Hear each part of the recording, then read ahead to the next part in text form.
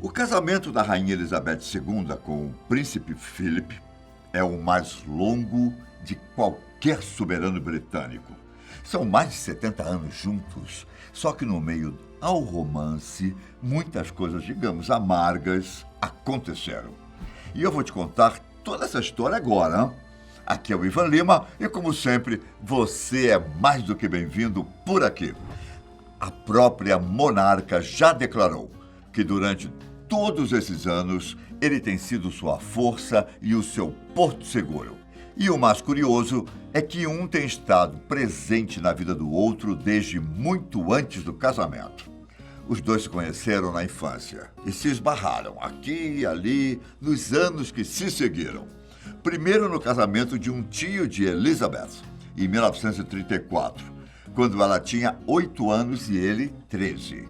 Depois foi na coroação do pai dela, em 1937. Isso poderia até ser obra do destino. Uma mera coincidência, mas o motivo é pouco bizarro para nós. Na verdade, Elizabeth e Philip são primos de terceiro grau. Ambos são tataranetos da famosa Rainha Vitória. E 5 anos depois de se conhecerem, ainda na adolescência, Elizabeth se apaixonou por Philip, que na época era um cadete naval.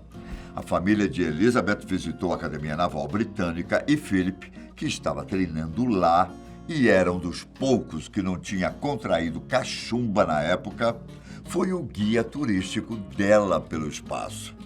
Dizem que seu jeito charmoso e confiante foi o crucial para chamar a atenção da futura rainha do Reino Unido. Logo no dia seguinte, Philip foi convidada para almoçar com a família real em um iate. Momento em que Elizabeth aparentemente continuou a admirá-lo. Mas digamos que o amor foi platônico naquele primeiro momento. Por ser muito jovem, acabou que ele não deu a ela uma atenção especial e diferenciada.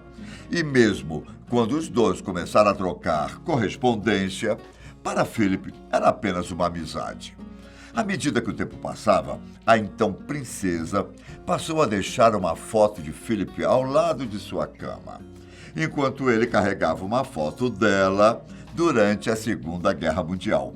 Digamos que o cortejo começou a esquentar mesmo depois do conflito, quando os dois foram vistos saindo para o teatro algumas vezes. E, no geral, Philip não era considerado a melhor opção para a futura rainha, mesmo sendo o príncipe da Grécia e da Dinamarca. O problema era que a família dele estava exilada da Grécia e não tinha nenhuma fortuna ou terras naquela época. E para casamentos reais, esse tipo de coisa conta muito no momento de uma eventual união. Mesmo assim, Elizabeth aceitou o pedido de casamento dele em 1946, com 20 anos de idade e sem pedir qualquer permissão para a família. O pai dela, o rei George VI, pediu para que o relacionamento fosse mantido em segredo até o aniversário de 21 anos da então princesa, pois tanto ele quanto sua esposa estavam preocupados que Elizabeth fosse jovem demais para se casar. Por mais que Philip fosse visto como uma espécie de estrangeiro, sem bens relevantes e que não demonstrava a reverência necessária para a família real, Elizabeth estava apaixonada e determinada. E esse posicionamento logo fez com que a família mudasse de opinião sobre o noivo. Só que os pais são pais. E eles ainda continuaram com o pé atrás em relação a Philip, considerando um pouco rude.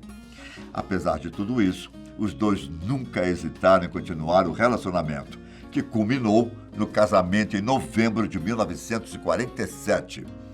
E aqui vão 2 fatos interessantes sobre a celebração. Na manhã do casamento, a tiara que Elizabeth usaria se quebrou. E um dia antes, no jantar de ensaio, Philip foi parado no centro de Londres por dirigir em alta velocidade. E olha, nem mesmo o matrimônio foi completamente perfeito, Para se casar com Elizabeth, Philip precisou abrir mão dos seus títulos reais de nascença e até mesmo do seu lugar na linha de sucessão ao trono grego. Depois de ter sido naturalizado como cidadão britânico, Philip deixou de usar seu nome como príncipe e passou a ser Philip Mountbatten. Para o casamento, acabou que as irmãs dele não foram convidadas por causa das sombras da guerra. Acontece que as três eram casadas com alemães. E a memória sobre o país, Hitler, etc., não era nada boa. Mas não pense que Philip simplesmente ficou sem títulos naquele momento. No dia do casamento, George VI o proclamou Duque de Edimburgo, Conde de Merioneth e Barão de Greenwich. A história conta ainda que foi justamente nesse dia que ele abandonou o cigarro de uma vez por todas. Tudo porque Elizabeth detestava o vício do pai. Depois de ficarem juntos, podemos dizer que os primeiros anos de casamento foram relativamente normais para os dois. Enquanto o príncipe Philip foi designado para Malta com a Marinha Real, época em que ele recebeu o comando do próprio navio, Elizabeth vivia uma vida tranquila com Charles, o filho recém-nascido, e 2 anos mais tarde com Anne, a segunda filha do casal. Mas Philip logo precisou pegar uma licença com a Marinha para ajudar a família a cumprir as obrigações reais, pois a saúde do seu sogro estava cada vez pior. Foi então que veio a triste notícia: o rei George VI faleceu. Uma notícia bastante inesperada se levarmos em consideração que o monarca tinha apenas 56 anos. Já Elizabeth ainda era jovem, com 25 anos na época, e o que aconteceu a seguir, você já deve imaginar.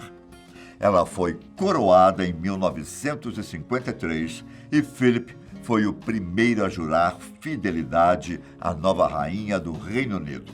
Só que a chegada ao trono representava mais do que uma mera coroação. Ser rainha não é fácil não, viu?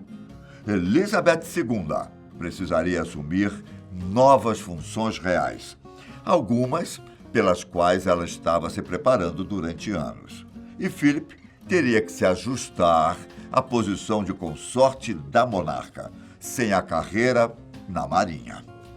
Ele também precisava seguir algumas regras, como andar alguns passos atrás de Elizabeth em determinadas ocasiões.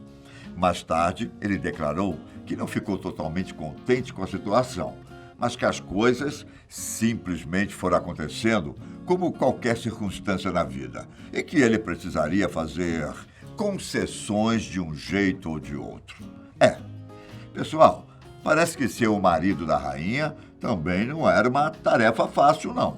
Seja como for, não demorou muito para que o casamento dos dois fosse alvo de diversos tipos de fofoca, da mesma forma que acontece com o casamento de famosos. Entre um passeio aqui e outro ali, logo começaram os rumores de que Philip estava envolvido romanticamente com outra mulher, lá no final da década de 50. Segundo a história publicada pelo jornal The Baltimore Sun, Philip encontrava essa tal mulher regularmente em um apartamento em Londres. O palácio negou rapidamente todas as acusações, dizendo que não havia nenhum tipo de divisão entre ele e Elizabeth. Apareceu até mesmo uma história de que ele estava envolvido com uma bailarina russa. Isso nunca foi comprovado, mas uma biografia da monarca tratou de colocar lenha na fogueira. No livro Elizabeth, Sua Majestade a Rainha, a escritora Sarah Bradford diz que Philip aprendeu a manter os flertes e outros relacionamentos em círculos sociais com pessoas ricas e poderosas o suficiente para que jornais e a mídia em geral não ficasse sabendo. Elizabeth não esperava fidelidade, mas sim lealdade.